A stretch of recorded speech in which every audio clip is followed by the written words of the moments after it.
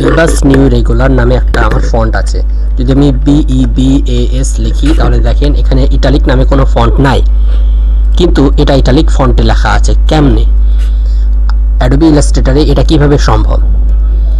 তাহলে প্রথমে আমি এটার একটা কপি করে নিলাম, অল্ট চেপে কপি করার পরে এই যে দেখবেন এখানে স্কেল টুলের আন্ডারে একটা শেয়ার টুল নামে একটা অপশন থাকে।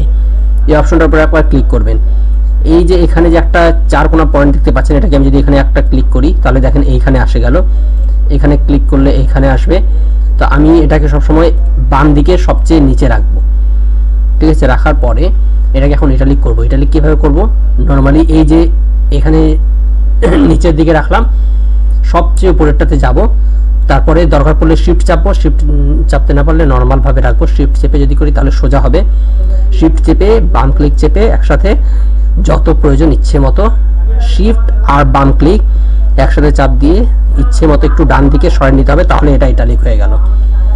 এইভাবে আপনি যে কোনো ফন্টকে ইটালিক করতে পারবেন। আশা করি এই ভিডিওটা আপনাদের অনেক উপকারে আসবে। ধন্যবাদ।